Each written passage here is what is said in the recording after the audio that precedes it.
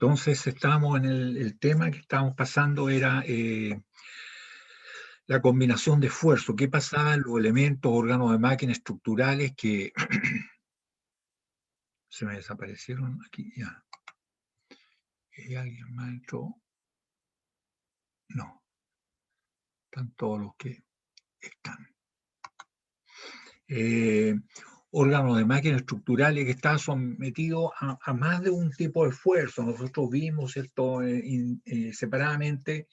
¿Qué es lo que ocurría con la carga axial, sus limitaciones, su deformación? ¿Qué pasaba cuando había carga torsional? También vimos, ¿cierto?, la, la limitación y la deformación que se producía en carga torsional, y vimos la carga flectante y la deformación en carga flectante. Y ahora, ¿qué es lo que corresponde? Que normalmente en órganos de máquina estructural no aparecen los esfuerzos así tan simples, sino que aparecen combinados. Y eso es lo que estamos tratando de resolver. Ya vimos algunos problemas y continuamos ahora, tal como les dije yo, va secuencialmente complicándose la cosa porque empiezan a aparecer otras solicitaciones. ¿Ah? Los casos que habíamos visto.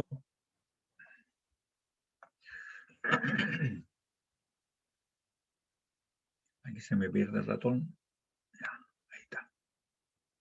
Ya. Los casos que habíamos visto eran el primero, ¿cierto? Era una carga así, el primero, perdón, no, el primero fue que es una carga axial. Por favor, me confirman si están viendo lo mismo que yo les trato de mostrar. Combinación de flexión, torsión y carga axial. Sí, profe. Ya, El gracias. PPT, ¿cierto? ¿Sí? Entonces, efectivamente, aquí, si ustedes se fijan, esta barra que está en portada, ya lo resolvimos esto, tiene una carga axial, 48P, y tiene una carga que aquí es transversal, de alguna manera está unido esto, está unido con el elemento que es objeto de nuestro estudio, de manera que le va a producir una torsión y además una fricción y además una carga cortante. Eso lo podemos visualizar porque hay que determinar cuál es el punto en toda esta barra que está más fuertemente solicitado, y ahí aprendimos que del diagrama cuerpo libre, ¿cierto? Ahí está la fuerza que de alguna manera está conectado a esto para producir torsión y flexión y también cortadura. ¿Qué es lo que hace la pared, ¿cierto? Para dejar en equilibrio al cuerpo tal como lo está acá. ¿Ah? Lo que tiene que hacer la pared es, ¿cierto? Es una fuerza axial que produce tracción, pero produce tracción en todos los puntos, ¿cierto? En cualquier parte le periferia igual, la tracción es igual. Produce, ¿cierto?, una torsión, esta fuerza P, además de producir una cortadura, aquí hay una cortadura, ¿cierto? Que de acuerdo a cuando vimos nosotros cortadura en flexión, esta fuerza cortante produce la máxima cortadura, 4/3 del tau medio, tomar la fuerza y dividirla por el área, en todos estos puntos. Y en este punto, y en este otro punto, cero, ¿cierto? En estos extremos. ¿Ah? Y es una distribución parabólica. Y bueno, la carga axial, la carga torsional que produce cortadura en todos estos puntos, no son factores determinantes para decir dónde está el punto más fuertemente solicitado, que produce lo mismo, la misma. Pero sí la flexión marca la diferencia, ¿cierto?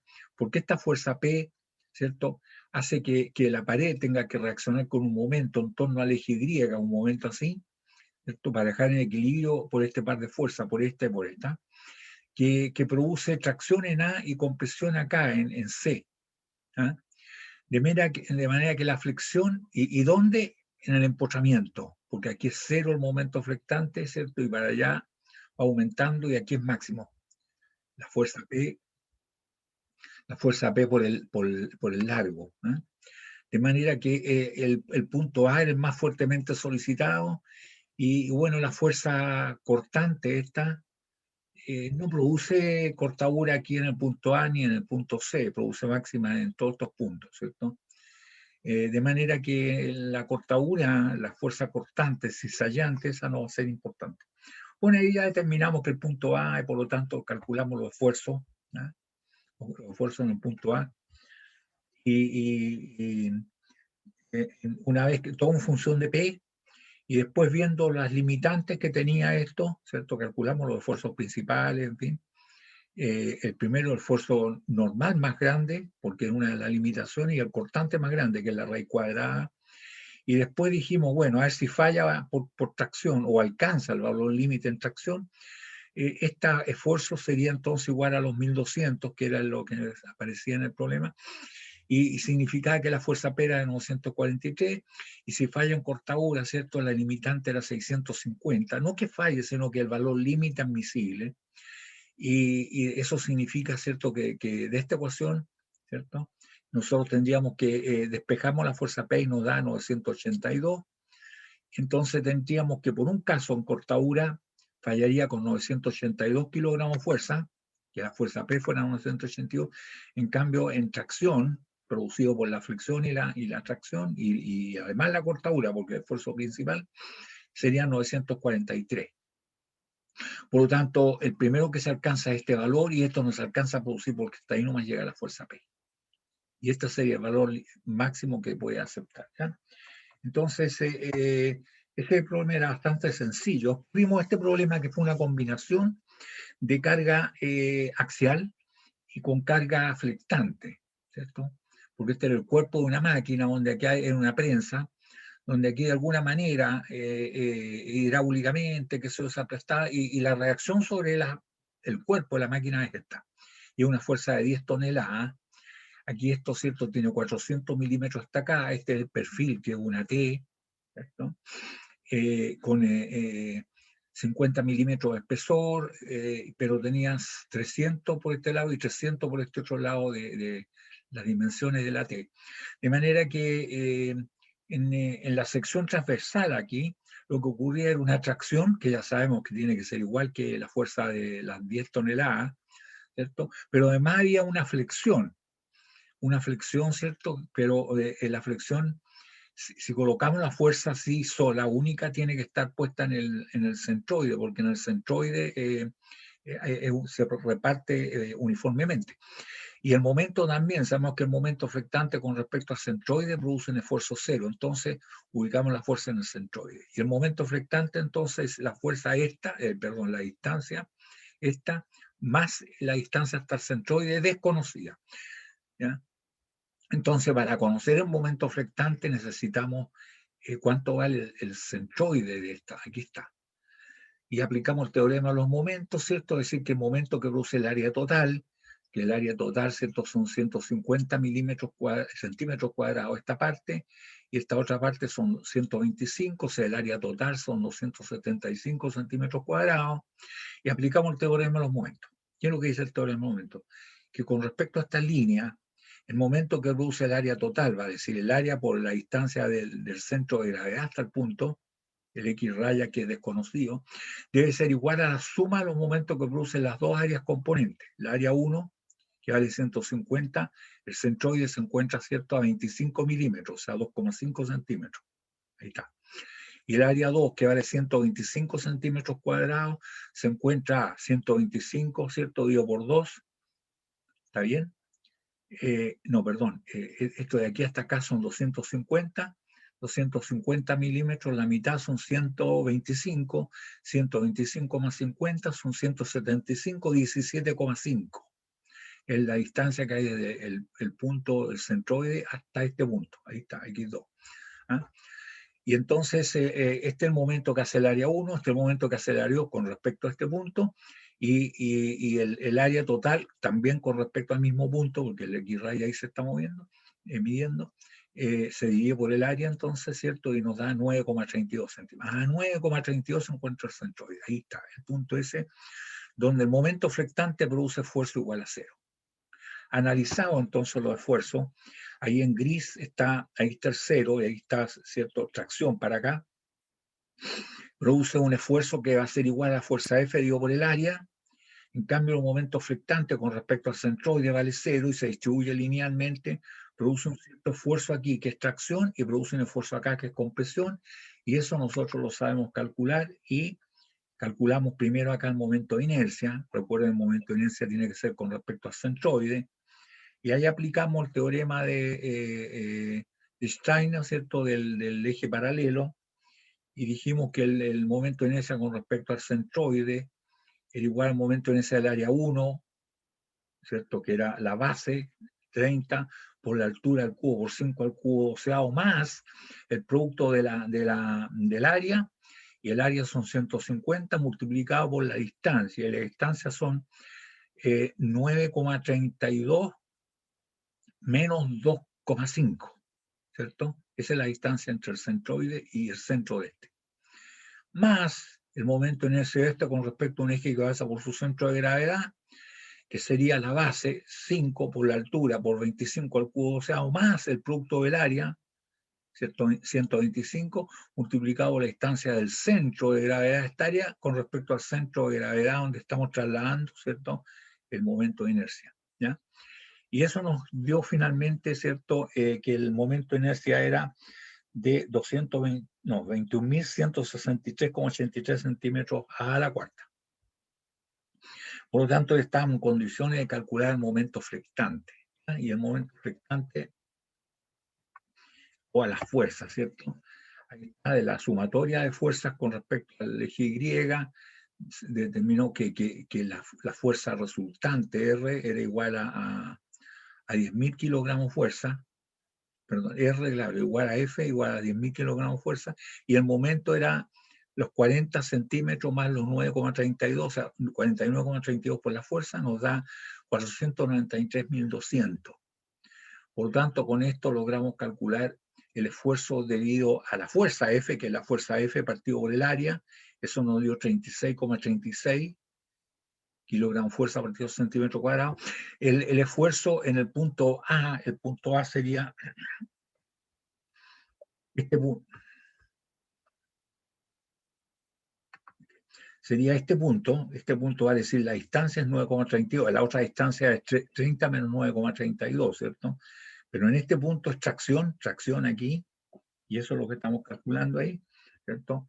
El momento acá está, el momento flectante es ese, el momento de inercia está calculado, y la distancia X, que podría estar multiplicando acá, lo mismo, 9,32, nos da 207,4 en tracción.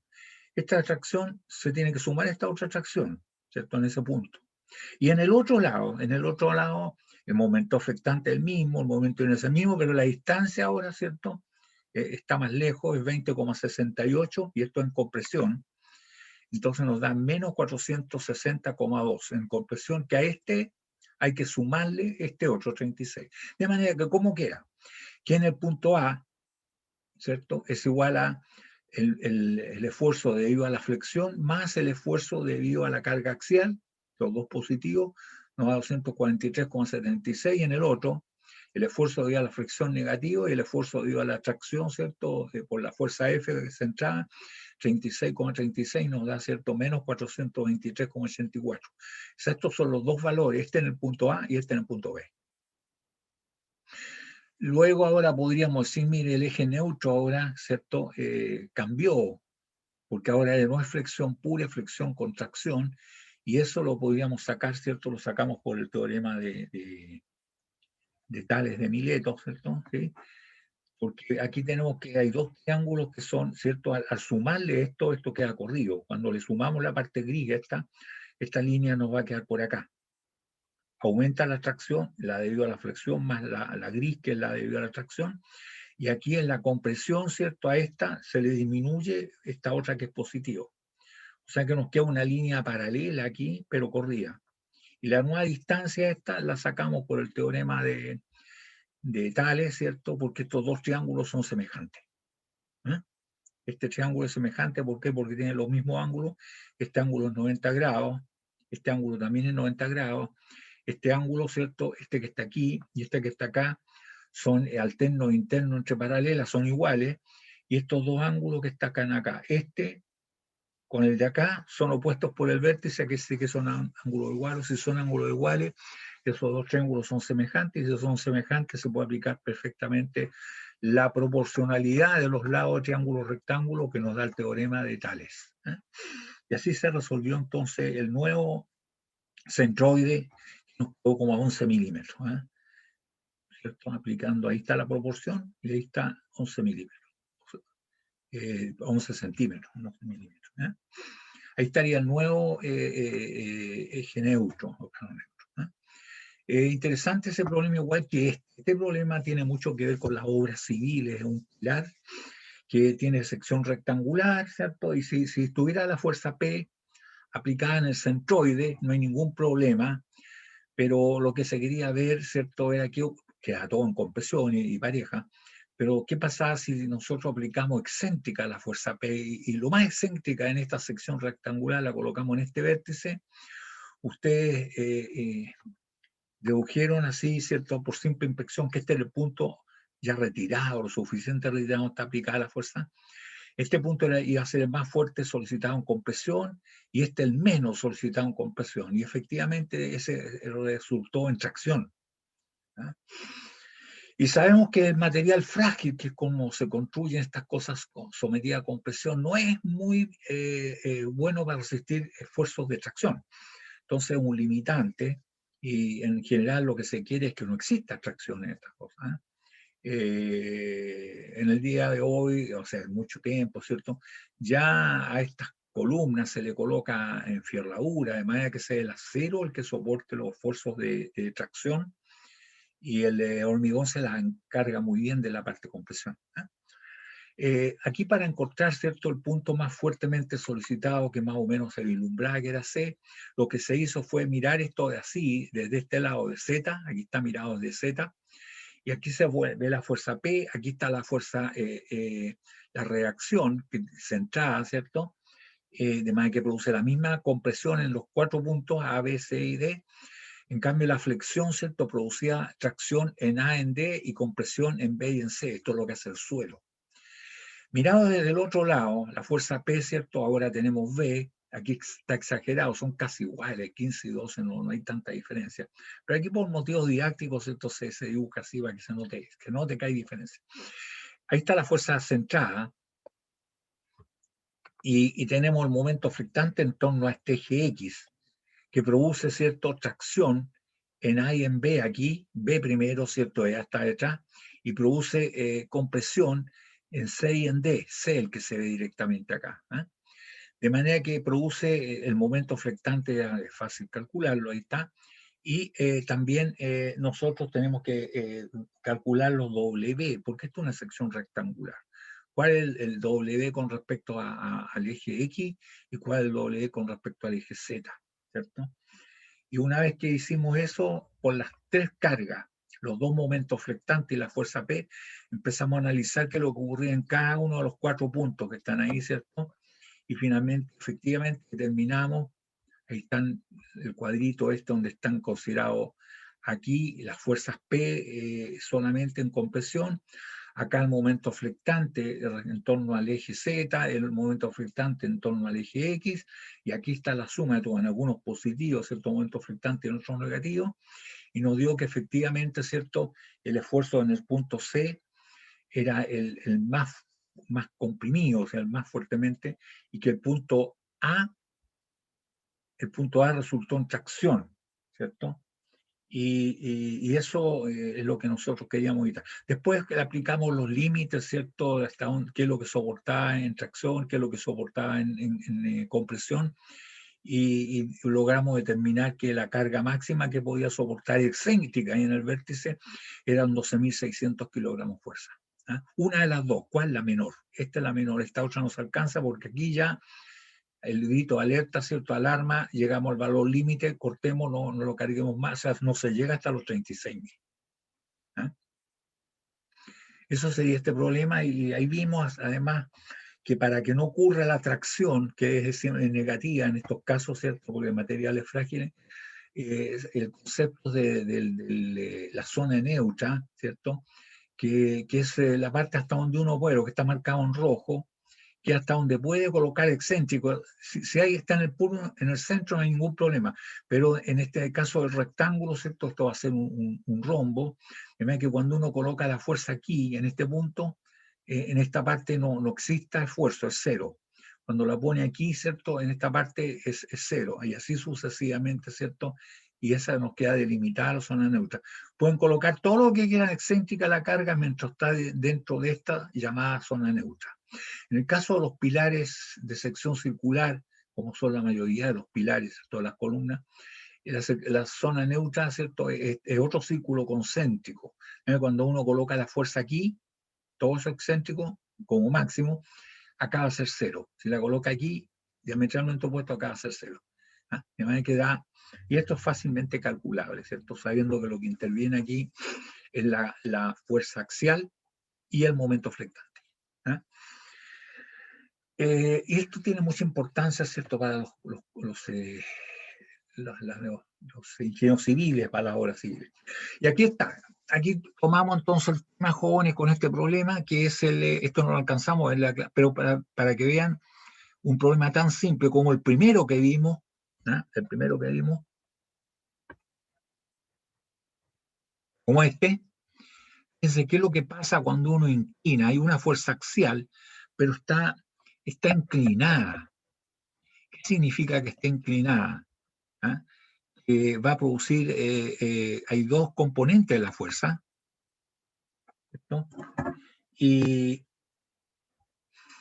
tenemos una barra que es una barra de acero, de un sigma de fluencia, que sería el límite conocido, de diámetro D y largo L. ¿Qué significa eso? Que es cilíndrica igual que la primera que tuvimos. Y se somete a una carga F indicada, determinar el factor de seguridad con que está trabajando. Entonces, para determinar el factor de seguridad habría que determinar, ¿cierto?, el sigma máximo, y compararlo con el sigma de falla, que sería el de fluencia. Y aquí tenemos la fuerza. La fuerza tiene la característica, ¿cierto?, esa, que está inclinada, no está en el eje de la X, no está en el eje de las Y, sino que está inclinada, una pendiente 5,12. De manera que para estudiar esto, habría que hacer el diagrama de cuerpo libre y trabajar con las componentes de esta fuerza. Tiene una componente que es en X, ¿cierto?, que sería igual a fuerza F, 12 treceavos de la fuerza F, y tenemos un componente vertical que es hacia abajo aquí, ¿cierto?, que son 5 treceavos de F. ¿Ya? Entonces, si trabajamos con esas dos componentes y vemos qué es lo que debe ocurrir acá en el empotramiento, y ya sabemos que es la parte que va a ser más fuertemente solicitada, tendríamos, ¿cierto?, que ahí está nuestro diagrama de cuerpo libre.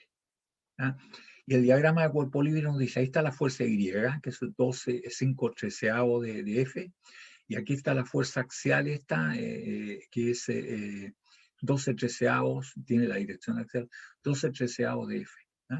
Y están separadas la distancia B aquí. Por lo tanto, aquí viene lo interesante, es que ¿qué produce, qué debe hacer la pared para que esto permanezca en equilibrio? La pared debe hacer una fuerza, ¿cierto?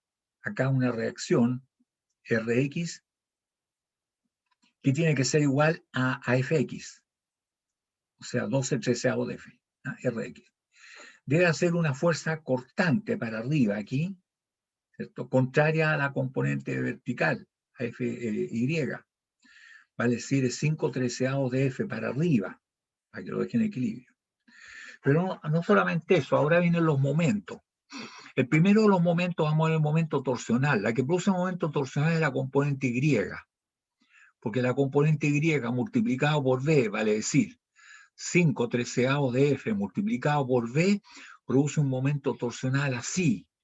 Por lo tanto, la pared tiene que producir un momento en torno al eje X así. Esto es lo que hace la pared, ¿cierto? Está el momento, y este produce cortadura, y cortadura tanto en A, en B, en C y en D igual. Lo mismo que la atracción produce la misma atracción en A, en B, en C y en D. Y esta cortadura produce cortadura en A y en C, ¿cierto? y B y D no producen nada, ¿cierto? Cero, ya cuando vimos la cortadura en flexión. E incluso la máxima esa que se produce en A y en C es igual a, como es sección circular, es igual a 4/3 del tau medio. El tau medio va a ser la fuerza cortante, ¿cierto? Partido por el área. 4/3 en A, en todos estos puntos. En todos estos puntos. ¿Ya? Bien, pero aquí viene lo interesante. Aquí, ¿cierto? La fuerza esta de Fx, además de producir esta reacción, produce un momento. Esta fuerza con esta fuerza este par produce un momento que harían que la barra empezara a girar en torno al eje Y así. Por lo tanto, la pared responde con este para que quede en equilibrio, un momento en torno al eje Y. ¿Cuánto vale el momento con respecto en torno al eje Y, cierto? Vale la fuerza esta Fx, 12/13 de F, ¿cierto? Multiplicado por B. Es el momento. O sea, eso es lo que hace la pared para cancelar el momento que hace esta fuerza con esta fuerza, con esta. Pero también hay otro momento flectante, la que produce la fuerza Fy, que además de producir la fuerza cortante, produce un momento, este par de fuerzas, un momento que es así en torno al eje Z. Por lo tanto, la pared, ¿cierto?, responde con un momento para el otro lado, y este también es un momento flectante. ¿Y cuánto vale ese momento flectante? Vale, ¿cierto? Es 5/13 de F, ¿cierto? Que es la distancia esta, multiplicado por A, ¿cierto? Y para que eso es lo que vale este momento. Entonces tendríamos que, aquí sí que hay algo interesante, porque hay un momento que es flectante y acá hay otro momento flectante. Entonces ahora este momento flectante va a producir máxima atracción en C, máxima compresión en A, y este momento flectante, esto es lo que hace la pared, va a producir máxima atracción en D y máxima compresión en B.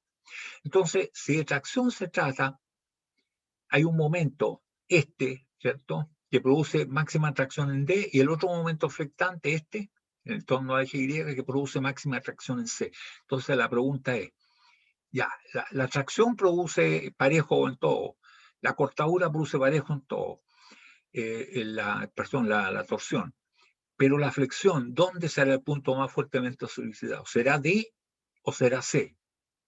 La verdad de las cosas que no es ni D ni C, sino que es un punto intermedio, porque no se olviden, aquí en la parte importante, que estos son vectores, que esta es una representación esquemática, pero esto significa que vectorialmente el momento llega a la dirección Y es para arriba. Es como se movería así un tornillo con rosca derecha si nosotros lo giramos así, se mueve para allá. Y este se mueve también para afuera. Entonces tenemos un vector en torno al eje Y y un vector en torno al eje Z, por lo tanto, la resultante de esos dos vectores es nada más que el Pitágoras. ¿Ah? El Pitágoras, ya todo esto lo mostré, ¿cierto? Es el Pitágoras, ahí está la reacción Rx, ahí está Y, que es lo que le dije, 12/13 de F, y el otro 5/13 que sería cizallante. Está el momento en torno al eje X, ¿cierto? B por 5/13 de F, está el momento en torno al eje Y, el momento en torno al eje produce torsión, en torno al eje Y, que son 12/13 de F multiplicado por B, flexión, pero también flexión en torno al eje Z, ¿cierto? Que serían 5/13 de F multiplicado por A, que también es flexión. Entonces tenemos dos momentos flectores, uno en torno al eje Y y el otro en torno al eje X, y había que ver la resultante de estos dos. Y la resultante de estos dos, ¿cierto? La sacamos así. Como son vectores, los dibujamos. Aquí está vectorialmente el momento en torno al eje Y. Aquí está vectorialmente dibujado, ¿cierto?, el momento en torno al eje Z. ¿Cierto? Aquí está la sección transversal, acá están los puntos A, B, C y D. Por lo tanto, la suma de estos dos nos da este que está aquí. Este es el momento flectante, Pitágoras. Y si queremos saber el ángulo θ, es fácil. Tangente θ es igual a MY partido por MZ. ¿Cierto? Ahí estaría. Pero aquí nosotros, ahí está la raíz cuadrada, ¿cierto? Sacamos factor con un F 13, aquí nos queda 12 por B cuadrado y más 5 por A cuadrado, ¿cierto? Que es lo que queda de cada uno de estos una vez que sacamos factor común, F cuadrado y por 13 partido por 13 al cuadrado, se van para afuera, ya no están al cuadrado y queda esto adentro. Y ahora que somos capaces de calcular el momento y el ángulo, porque la tangente, ¿cierto? Es igual, es el ángulo es igual a arco tangente de MY partido por MZ. ¿Ya? Y ahí tendríamos entonces que ya sabíamos el ángulo. Y el ángulo es bien importante porque ahora el ángulo nos va a decir que ya no es el punto D el más fuerte solicitado en tracción como lo produce solamente el momento MZ. Ya no es el punto C el más fuertemente solicitado por el momento en torno al eje Y, ¿cierto? Sino que por esta combinación el punto más fuerte solicitado es perpendicular a esto, es el punto P. Por este momento, ¿cierto? Que está en el empotramiento, sería el momento P el más fuerte solicitado en tracción y el punto Q más fuerte solicitado en compresión debido al momento flectante. O sea que es P el objeto de nuestro estudio. En P vamos a determinar los esfuerzos que produce la carga axial, el esfuerzo torsional y también, ¿cierto?, el momento flectante. Pero además en P, ¿cierto?, la fuerza cortante que va hacia arriba, ¿cierto?, hacia allá va la fuerza cortante, aquí la podemos ver, la fuerza cortante que va hacia arriba, que esta fuerza cortante produce cero esfuerzo cortante en B, cero esfuerzo cortante en D, pero máximo en A y en C. Pero, ¿cierto? No es ni C ni B ni D donde nos interesa calcular, ¿cierto? El esfuerzo, ¿cierto? Sino que nos interesa en qué punto, donde colabore con este esfuerzo. Nos interesa la fuerza que lleva esta dirección, ¿cierto? La fuerza cortante, porque la que lleva esta dirección produce cero esfuerzo aquí, cero esfuerzo acá, pero máximo acá, acá y en todos estos puntos. ¿Cuánto? 4/3 de la fuerza cortante que lleva esa dirección, ¿cierto? Dividido por el área. 4/3 del tau medio. Y eso sería hacia allá. De manera que calculamos cada uno de los esfuerzos. Tenemos que el momento flectante, que es la raíz cuadrada, ¿cierto? Tenemos el ángulo también está calculado. Tenemos entonces la carga axial Rx, ¿cierto? Puse un esfuerzo sigma sub E, que es igual a la fuerza, 12/13 de F, dividido por el área, pi de cuadrado cuarto. Esta es la carga axial que produce la misma tracción en A, en B, en C y en D y en cualquier punto del área. También tenemos cierto momento flector. Ahora, este momento flector produce máxima tracción en P, que hay que sumar esta otra, ¿cierto? Y ese es el momento flectante partido por doble ecuatorial. El momento flectante ya lo conocemos, es este, y el doble ecuatorial es pi, ¿cierto?, de cubo 32avos, y tendríamos que sumar los dos para tener la fuerza, ¿cierto?, que está en el plano X, y más su X. El momento torsional produce un esfuerzo cortante que es igual al momento torsional partido por el doble polar, que es igual en todos estos puntos, todos los puntos de la periferia. ¿Y cuánto vale? El momento en X, que es torsional, partido por pi de cubo 16avos, que es el momento en el módulo sección polar. Y ahora viene el aporte de la fuerza cortante.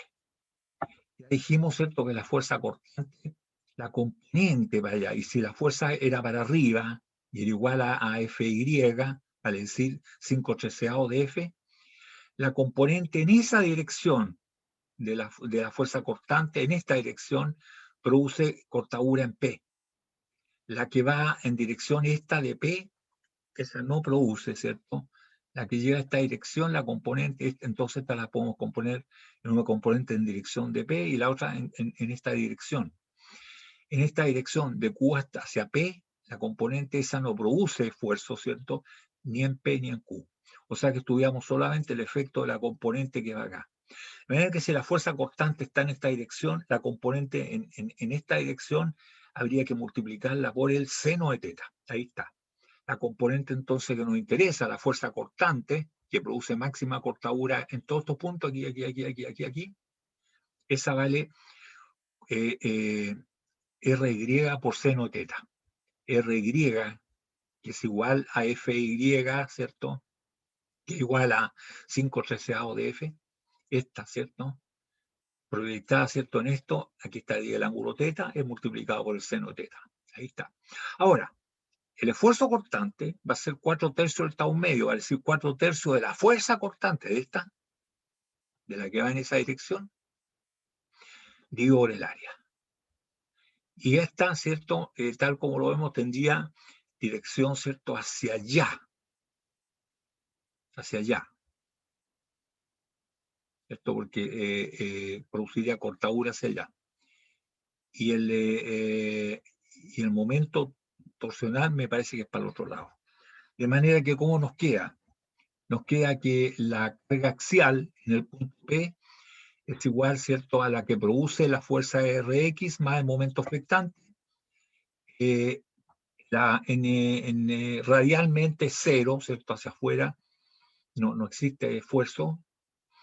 El esfuerzo cortante, ¿cierto?, sería el que produce el momento torsional más el que produce la fuerza cortante, la de cizalla. Por el momento torsional está la fuerza que cizalla, la componente de la fuerza cizallante. Y ahí nos queda entonces que es determinado la fuerza cortante que actúa en el plano X tangencial, y acá, ¿cierto?, en X, en tangente 0, el esfuerzo cortante es la raíz cuadrada. La raíz cuadrada sigma X, ¿cierto?, más sigma tangencial medio al cuadrado, más tau X tangencial al cuadrado. ¿Ah? Y ahí tendríamos entonces nosotros que tendríamos cuánto vale y si se trata de cortadura, bueno, habría que comparar, ¿cierto?, el tau de falla, que es igual al sigma de falla dividido por 2, ¿cierto? Habría que compararlo con este. Y si se trata de tracción, ¿cierto?, habría que determinar aquí, hay que sumarle, ¿cierto?, el sigma más el otro que es 0, ¿cierto?, dividido por 2 más y menos, más para tracción, que es lo que nos interesa, esta raíz cuadrada. Y ahí se compara con los valores.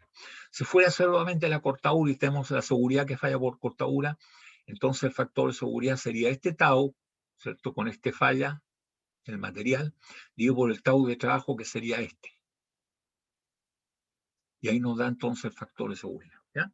Y ese es interesante el problema, porque hoy día es interesante porque se producen dos momentos flectantes, uno en torno al eje Z y el otro en torno al eje Y.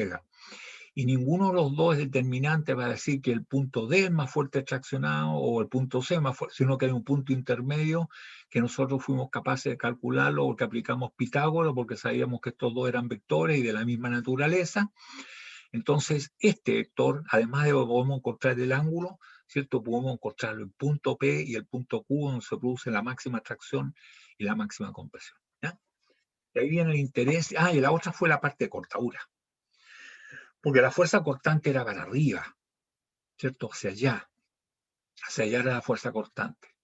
Pero no era esta la dirección que nos interesaba. Por eso que sacamos entonces la componente de esta fuerza en esta dirección y en esta otra dirección. En esta dirección no produce cortadura ni en P, ni aquí, ni acá.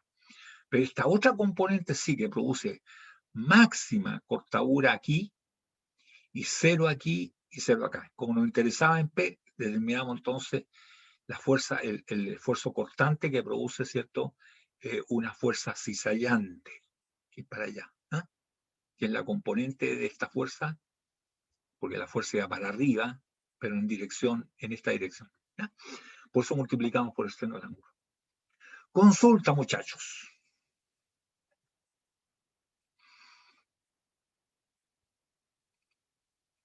Consulta, jóvenes.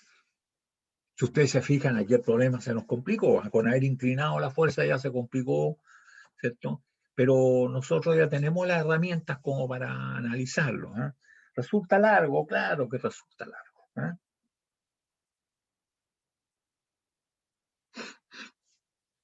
Pero no hay que dejar de considerar ninguno de los efectos. A todo esto, la fuerza, nadie lo preguntó, pero se sumó el esfuerzo cortante producido por la torsión con el esfuerzo cortante producido por el cisalle. ¿Por qué? Porque los dos tienen el mismo sentido. Fíjese que la fuerza esta cizallante, la componente que es para allá, ¿cierto? Produce cortadura en P hacia allá, hacia allá. Y el momento torsional, el que se está aplicando en el extremo es así, por lo tanto la pared respondía con un movimiento torsional así, que también producía cortadura así hacia allá, ¿cierto? Tal como lo podemos ver en el monito del diagrama de cuerpo libre, acá, ¿cierto? Este momento torsional, ¿cierto? Así, produce cortadura en todos estos puntos igual, pero va, ¿cierto?, en el sentido contrario del punto del reloj, mirado desde aquí como está mirado el circulito, está mirado desde acá para allá, en el eje X hacia allá. Entonces, cuando vemos el monito este, ¿cierto? Puse esfuerzo constante hacia allá, hacia allá, hacia allá, hacia allá, hacia allá, hacia allá y hacia allá. O sea que el esfuerzo cortante de la torsión es para allá y el esfuerzo cortante de la fuerza cizallante que responde a la pared, la componente de esta, también es hacia allá. Por eso que se suman. ¿Ya? Si fuese en el sentido contrario, se restan. ¿Ya? Entonces así hemos logrado, ¿cierto?, encontrar las limitantes de la capacidad de soportar carga de esta barra que está empotrada, pero tiene una fuerza inclinada. Ahí eso no le puso la infundia al problema. Consulta, jóvenes.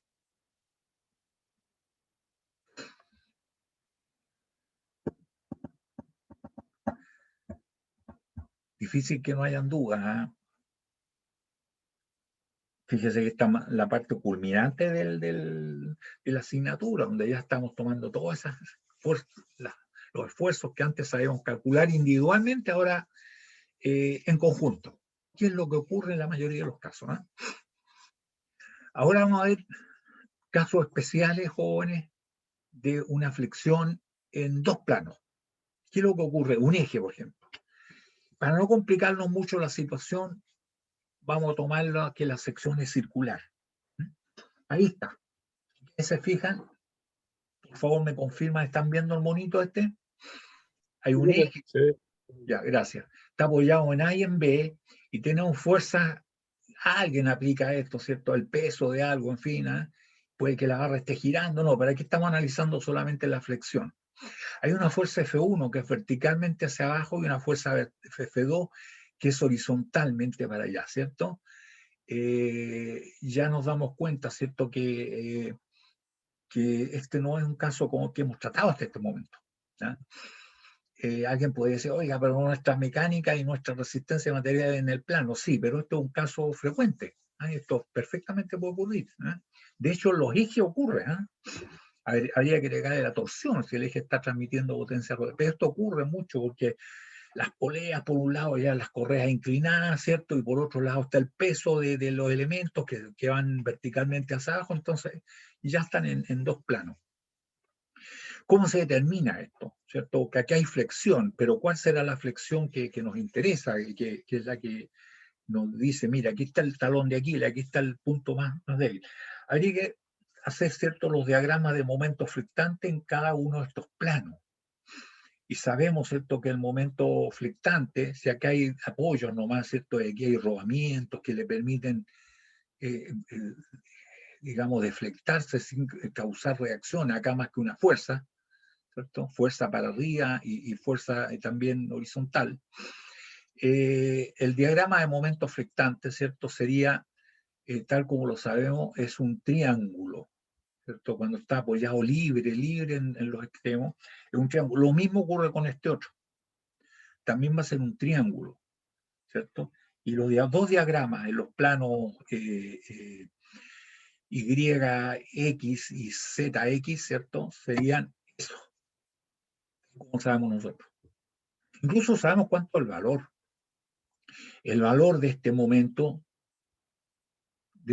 que está aquí, es igual a F1 por AB partido por L. Eso es lo que, ¿y cuánto vale este? Este vale F2 por CD partido por L. O sea que conocemos los dos momentos. Ahí está MCY, ¿cierto? Porque la dirección Y sería F1 por AB partido por L y MDX, ¿cierto? Perdón, MDZ sería igual a F2 por CD partido por L. Ahí está.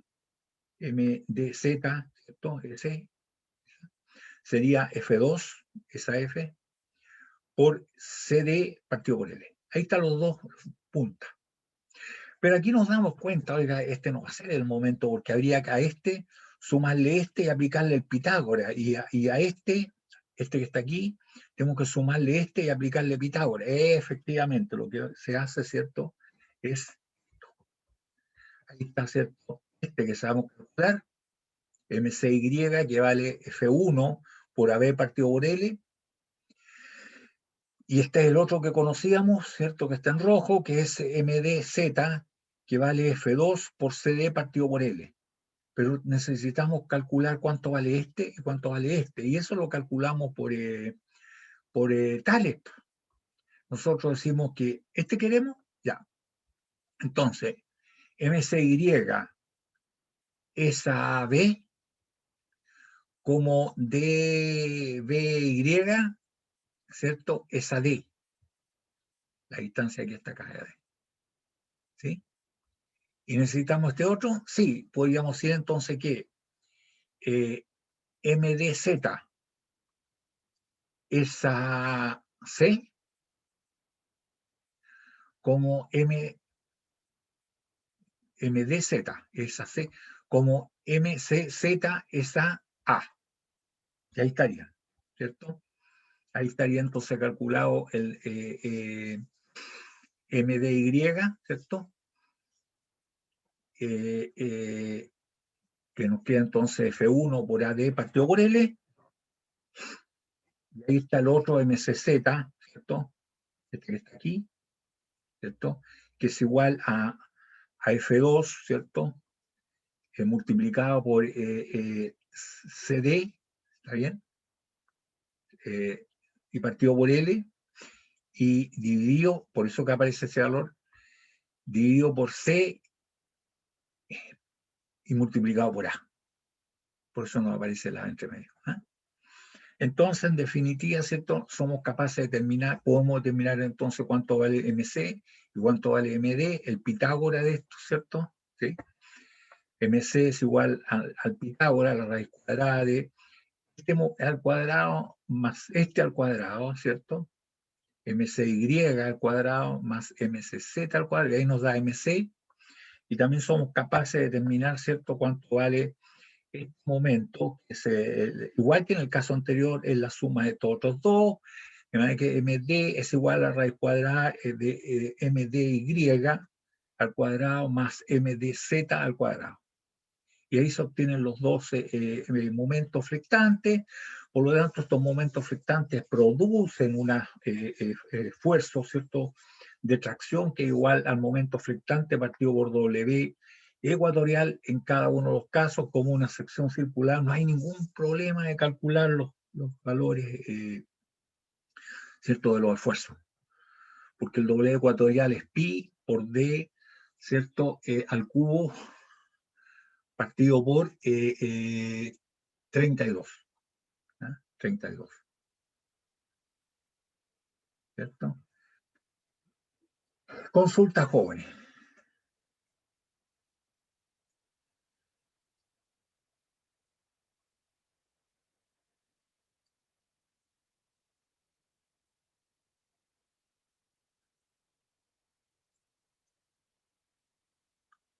No hay consulta, no hay duda.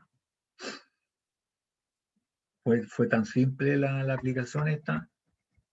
Esa. En realidad no es tan complicado. ¿No?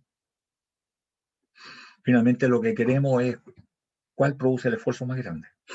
Lógicamente, teniendo el mismo módulo sección ecuatorial, el que produce el esfuerzo más grande va a ser el que tenga el momento flectante más grande.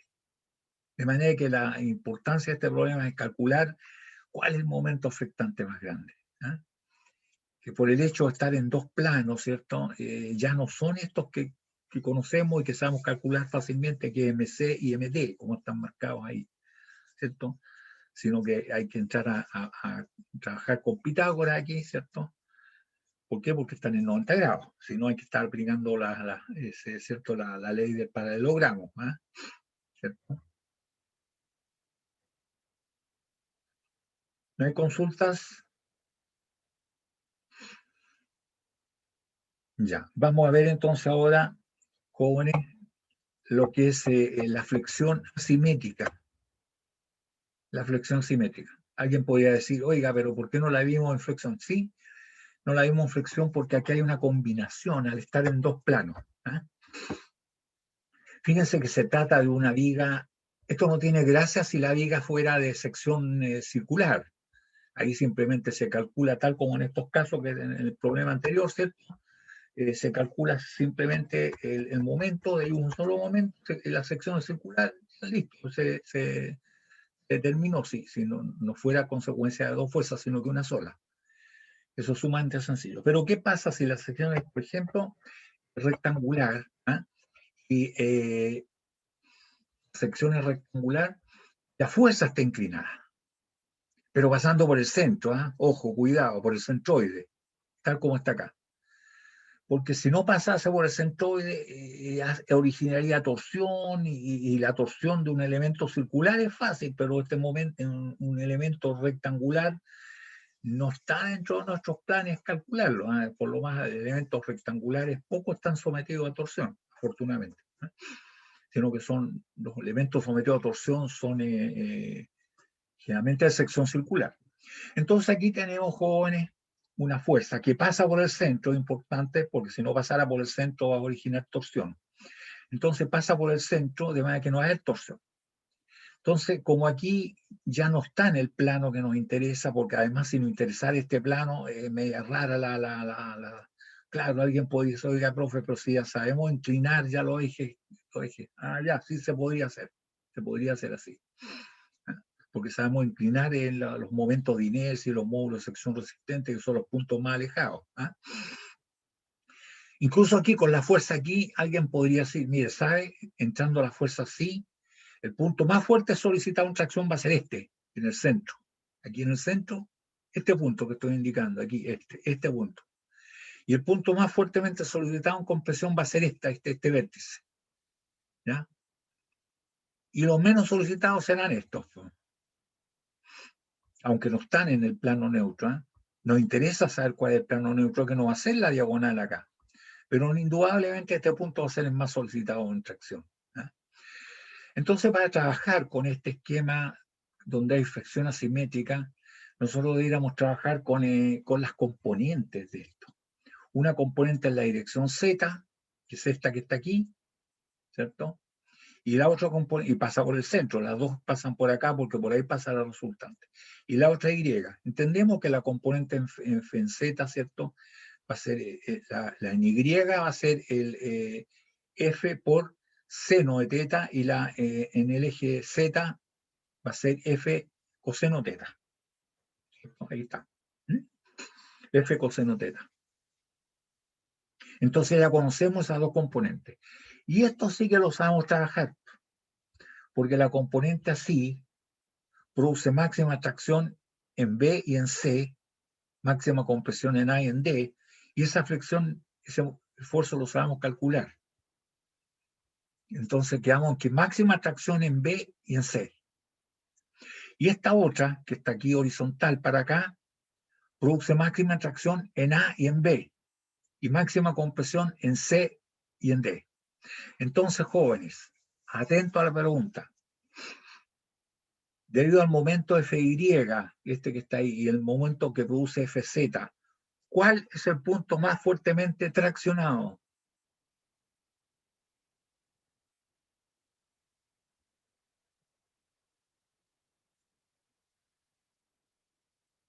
Tendría que ser B. El B, efectivamente, porque B produce máximo esfuerzo tanto con la fuerza, el momento que hace la fuerza FY, la fuerza FY esta, produce máxima tracción aquí y acá, en B y en C. En cambio, la fuerza Fz que viene hacia acá produce máxima tracción en A y en B. O sea que B se ve beneficiado en tracción por los dos momentos flectantes. Por lo tanto, esto es cuestión de sumarlo. En cambio, ¿cierto? Acá hay compresión por la fuerza Fz en 6. Efectivamente, B es el punto más fuertemente solicitado en tracción y lo calculamos. Ahí están los dos momentos, los diagramas, tal como lo vimos delante. Pero ahora coinciden, no como en el otro caso en lo que no coincidían, ¿cierto? Coinciden. Y el momento flectante es el Pitágoras, pero el que nos interesa aquí es cada uno separadamente. Entonces diríamos que hay un esfuerzo producido, ¿cierto?, por el momento en Z, ¿cierto? Que va a ser igual a Fy, ¿cierto? ¿Por qué en Z? Aquí está hablado vectorialmente, jóvenes. Por favor, aquí atención. Esta fuerza que es verticalmente para abajo hace que la viga se deflecte así, ¿cierto? De manera que si ustedes cortan acá, el momento en torno al eje Z es un momento así en torno al eje Z. Por eso que dice MZ es igual a Fy por L partido por 4, que es un momento en el centro de este triangulito, ¿no? Y el momento aquí. Se me perdió el ratón. Aquí está. ¿Ah? Es ese.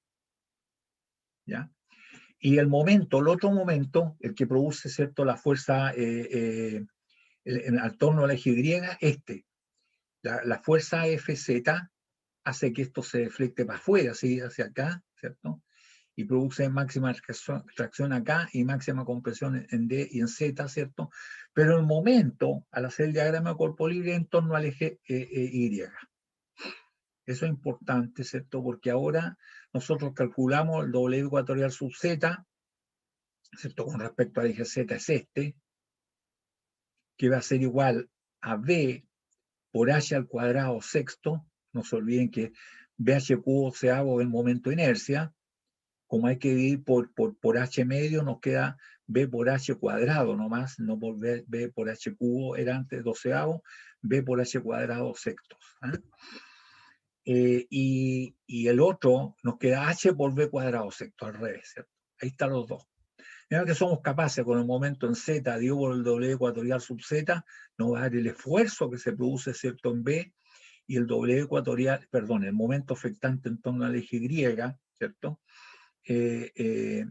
Dividido por el W ecuatorial sub Y nos da el esfuerzo que produce también en B, ¿cierto? Debido al momento flectante MY. Y después se suman los dos, porque los dos tienen la misma dirección y tienen el mismo sentido. Los dos están aplicados en el plano X. Plano X sería, este sería el plano X, este plano. Se habría tracción aquí, perpendicular, tracción. Y tendríamos entonces el punto B, el más fuerte solicitado, y el sigma sería el debido al momento en Y, el momento en eje Z, que es, tal como le dije, el momento flectante partido por el W, y el esfuerzo en el punto B es la suma de los dos, ¿cierto? Y aquí nos quedaría, ¿cierto?, que es la suma, ahí está, ¿cierto? Y puestos en números sumados, nos da, y sacamos factor común, nos queda 3F por L partido por 2BH, y acá nos queda seno de teta partido por B más coseno de teta partido por B. ¿Eh? Y ahí estaría entonces el esfuerzo que se produce por ambos momentos flectantes, y así es como nosotros trataríamos el caso de una sección rectangular, ¿cierto? Con una carga simétrica. Si fuese de sección circular, no cubriría eso, sino que lo hacemos directamente en el plano que corresponde, en el plano tal como lo sabemos. ¿Eh? Ahora la que sí la pregunta del millón es, bueno, ¿dónde estará el plano neutro? Ok, ya tenemos el esfuerzo, bien, qué bueno, pero sabemos que el plano neutro va a pasar por el centro, el plano neutro. Que si estuviera solamente el momento Y, el plano neutro sería este.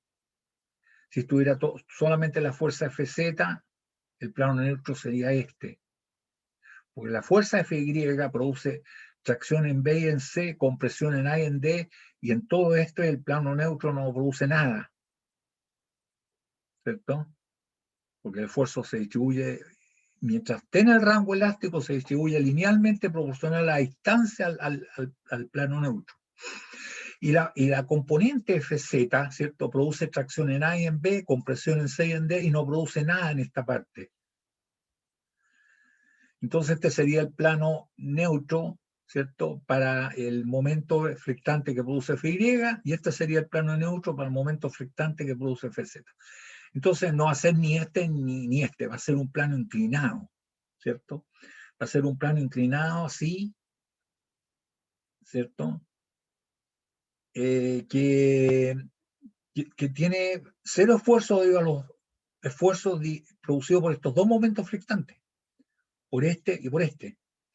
Entonces hay un plano acá que la suma de los dos, ¿cierto?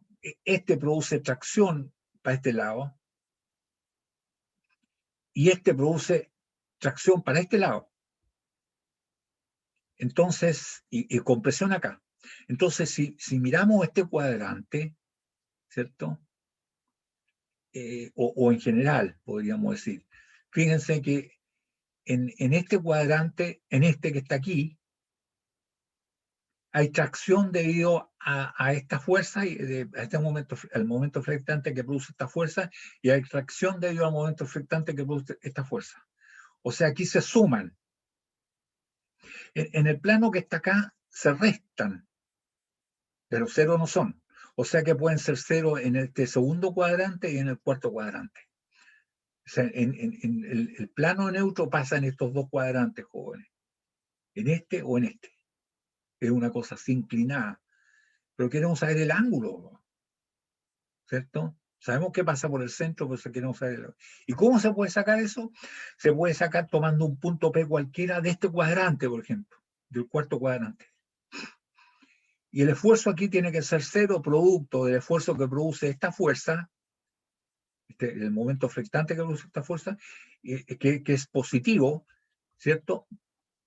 Más, ¿cierto? Que en este caso es menos, porque es compresión, el esfuerzo, ¿cierto? Que produce el momento flectante debido a esta fuerza, que es compresión aquí.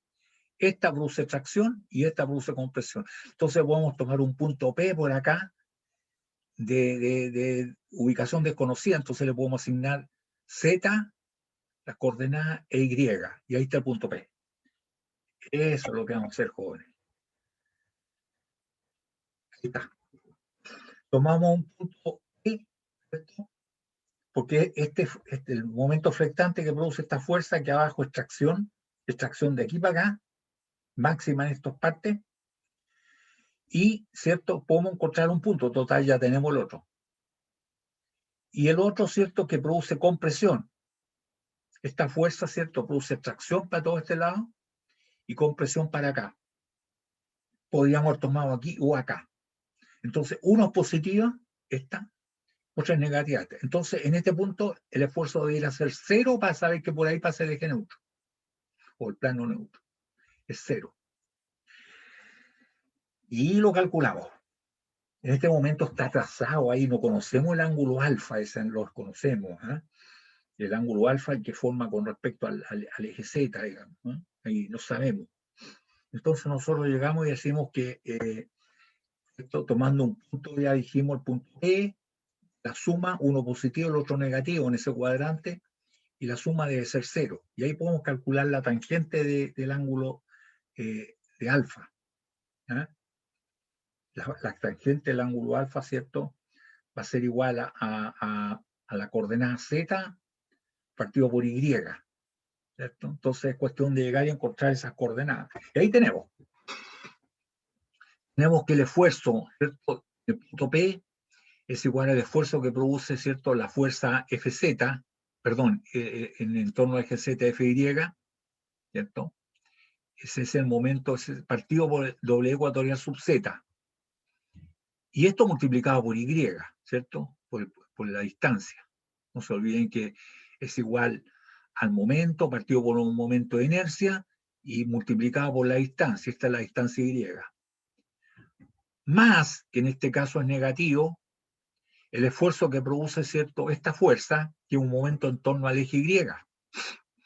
Y eso es igual al momento en torno al eje Y, partido por Y ecuatorial subiría, y esto a su vez, dividido o multiplicado acá arriba por la distancia Z, ¿cierto? Esta distancia, desde aquí hasta allá. Y este es negativo y este es positivo, y la suma de los dos da cero si este es el plano neutro. Tiene que ser cero el esfuerzo en ese punto. Entonces aquí ustedes se dan cuenta, si tomamos esto, nosotros podríamos llegar y decir cuánto vale Y partido por Z, ¿no? Porque Y partido por Z, si ustedes se dan cuenta, es la tangente de alfa. Entonces despejamos Y partido por Z, ¿cierto? Tangente de alfa. ¿Y cómo nos queda? Nos queda el momento flectante sub Y, partido por Y ecuatorial sub Y, multiplicado por el Y ecuatorial sub Z, partido por momento flectante sub Z. Ordenando esto nos queda momento flectante Y partido por el momento flectante Z, multiplicado por Y ecuatorial sub Z, partido por Y ecuatorial sub Y. Y ahí tenemos que la suma de estos dos esfuerzos, ¿cierto? Este con este nos da cero, ¿cierto? Y ahí hemos encontrado no los puntos, sino que la tangente del ángulo, va a decir el ángulo, arco tangente de esto nos entrega el angulito, y ya conocemos que pasa por este punto. Por lo tanto, todos estos puntos, jóvenes, todos estos puntos que están aquí, debido a estas dos fuerzas, al momento que producen estas dos fuerzas, que es igual que el momento que produce esta fuerza, tienen esfuerzo igual a cero. ¿Eh? Y ahí se ha resuelto un problema. También, si ustedes se fijan, en el espacio, ¿cierto? Pero son casos bastante frecuentes en el mundo real. ¿Eh? Yo no espero que ustedes ya cuando hayan pasado algunos años estén en la práctica, ¿cierto? Se acuerden de estas cuestiones, pero sí saben que sí las tienen las herramientas para resolverlo. Y cuando intercambian con otros colegas, no, cuidado, aquí hay dos momentos y hay que tener cuidado porque esto se pueden ir abajo, ¿no? Si no lo calculamos bien, se viene abajo. ¿Eh? Y nuestra función como ingeniero es bastante delicada porque muchas veces dependen vidas. ¿Eh? Y uno no puede actuar tan livianamente como hay jefe, aguantará esta cuestión, a ver, probemos. Probemos. ¿Y qué es lo que se ocurre en el mundo real? ¿Eh? De repente la gente, a ver, probemos porque tiene alguna suerte de experiencia y viste, no, esta no va a fallar, pero es bastante delicado. Hacer esto que estamos haciendo acá, ¿cierto? Puede que lo tenga que hacer otra persona, pero finalmente el jefe es el responsable. ¿Eh? El jefe es responsable. No puede decir, mire, yo le encargué a Pedrito y Pedrito me entregó estos resultados. Sí, pero usted es el jefe, usted responde. Entonces es conveniente, jóvenes, que se conozcan esto. Los apuntes los pueden guardar, ¿cierto? Y recurrir. ¿Eh? A mí en el ejercicio profesional de repente los alumnos se olvidan de algo y me pegan llamadas. ¿Eh? Yo le hice clase a los oficiales de la Armada durante más de 30 años y de repente me llamaban los oficiales. ¿Y usted dónde está? Estaba embarcado ya en medio del océano. ¿Eh? Tenía conexiones y lograban comunicarse para preguntar cosas de esta naturaleza. ¿Eh? Entonces es bueno, primero, no aprendérsela de memoria, sino que entender. Ah, entendí esta cuestión. Así hay que hacerlo. No me acuerdo bien de la fórmula, pero sí sé que es lo que está ocurriendo. ¿Ya? Esa es la idea. ¿Ya? Sobre todo con estas cosas. Todo lo que hemos visto acá en las cargas, en toda esta parte de las cargas combinadas, es una cuestión bastante importante porque es cierto que sacarlo en carga simple es importante, pero en la mayoría de los casos, ¿cierto? Hay combinación. Ustedes lo que se imaginan, casi jóvenes, hay combinación de carga. Elementos estructurales, elementos, órganos de máquina de repente. Los electricistas posible que en órganos de máquina no se vayan a meter mucho. Oiga, hay que calcular la soldadura, esto. Bueno, échale más nomás. ¿No? A ver, echemos a andar esto, a ver si sale volando la pieza por la fuerza es centrífuga la que hace ahí para afuera. Es bastante peligroso eso, a ver, probemos, a ver, probemos, que es muy frecuente en nuestra ingeniería de terreno. A ver, probemos. ¿Ah? De repente la prueba no puede resultar nefasta, ¿cierto? Hay que tener presente que siempre está como responsabilidad nuestra, no solamente el cuidado de las máquinas, que de repente es muy caro, la interrupción de la producción, ahí nos comen, sino que las vidas humanas que hay de comer. Entonces es interesante y útil estas cosas. Guarden ustedes esto, ¿cierto? Porque se les va a olvidar muchas cosas a la vuelta de la esquina, pero ahí los van a tener. Hay que ayudar a la memoria, ¿cierto? A recordar estas cosas. Consulta, jóvenes.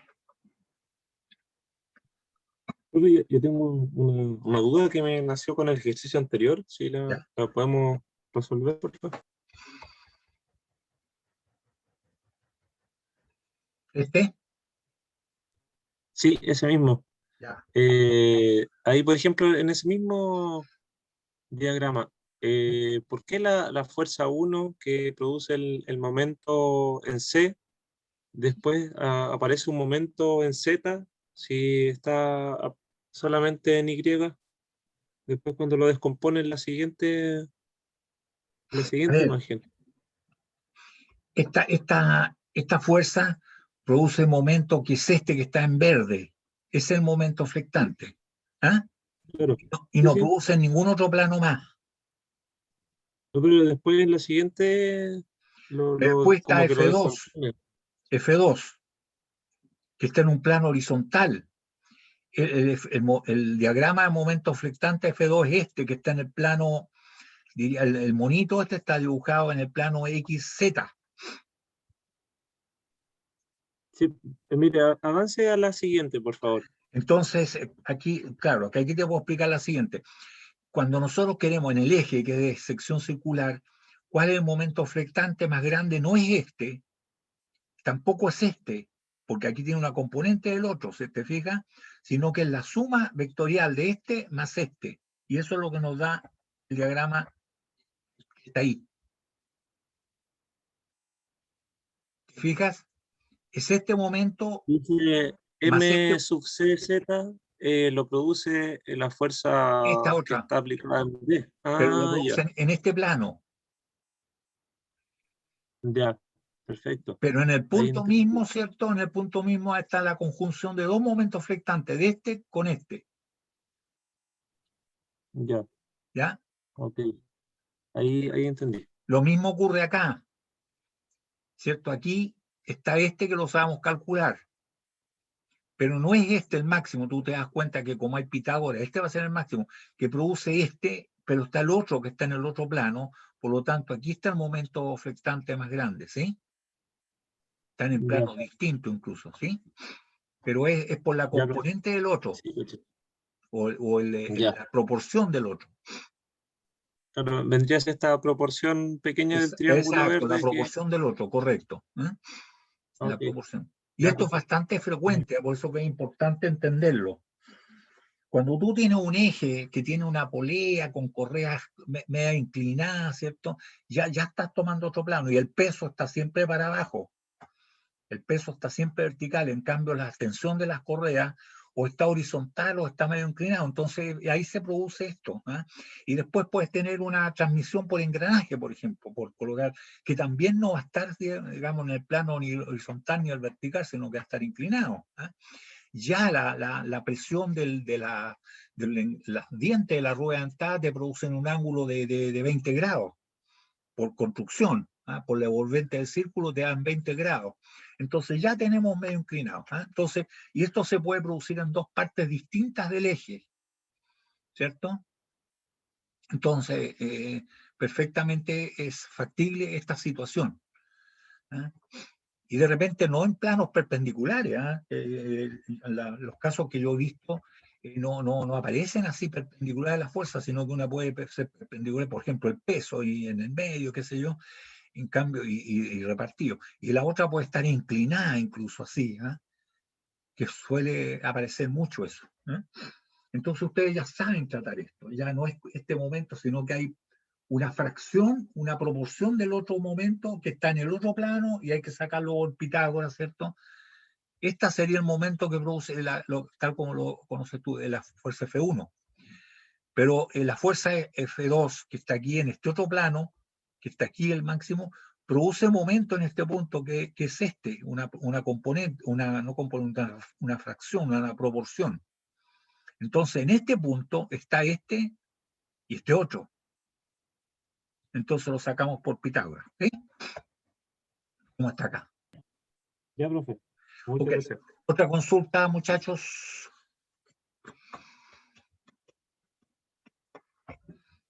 Más consulta.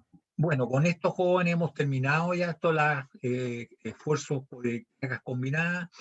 Y en el próximo es la guinda de la torta, que es las teorías de falla. ¿Por qué fallan los materiales? Que es muy importante, porque esto que hemos visto de esfuerzos combinados se utilizan las teorías de falla, para aplicar cada una de las teorías de falla. Entonces, si no hay más consultas, jóvenes, llegamos por ahí, hasta ahí llegamos por hoy. Y nos vemos entonces el próximo martes. Espero que no haya feriado más, pues, no sé cómo es esto. El próximo martes viene una semanita antisuicidios, profe, de vacaciones. La próxima semana es, ¿cómo se llama? Sí. ¿Antisuicidio? Antisuicidio, sí.